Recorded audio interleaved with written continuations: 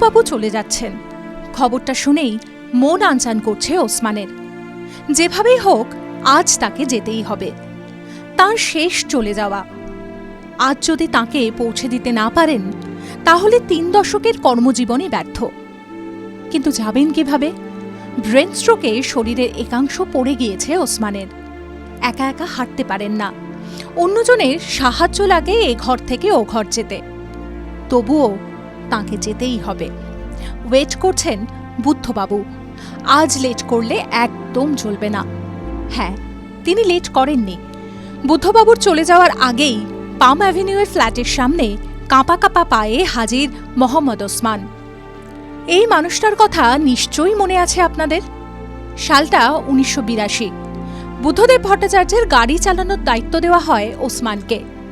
সেই থেকে 3 দশকের বেশি সময় মুখ্যমন্ত্রী বুদ্ধবাবু থেকে প্রাক্তন মুখ্যমন্ত্রী বুদ্ধবাবুর গাড়ি চালিয়েছেন ওসমান। আত্মীয়তার সম্পর্ক তাঁদের। হবে নাই বা কেন?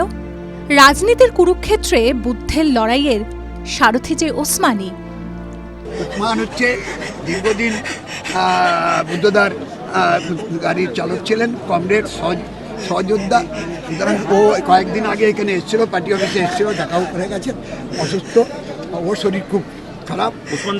ওসমানদা, আমি শেষবার ভোটের আগে জিজ্ঞেস করেছিলাম একবার গাড়িটা নিয়ে বলবে, তুমি বলনি। কি বলবে আজকে? কি বলবো?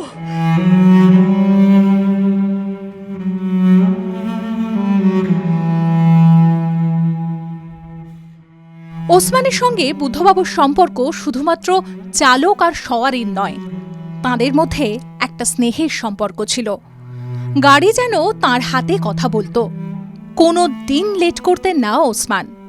তাকে বুদ্ধবাবু বলেছিলেন, এমন কোনো কাজ করো না যাতে সাদা পোশাকে দাগ পড়ে। সেই কথা আজও মনে রেখেছেন ওসমান। খবর শোনা মাত্রই ছেলেকে সঙ্গে নিয়ে অসুস্থ শরীরে এলেন। শেষ দেখা। সবাই জায়গা করে দিলেন ওসমানকে। বাকরুদ্ধ হয়ে গিয়েছিলেন ওসমান। ওসমান এলেন, বুদ্ধবাবুও তাঁর গন্তব্যে চললেন।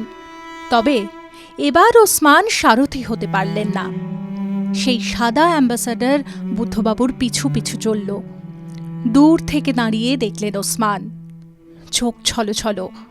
তার প্রভু চলেছেন দিক শূন্যপুরে, আর তিনি ফিরবেন না। Rahul Sadhukar report, TV9 Bangla digital.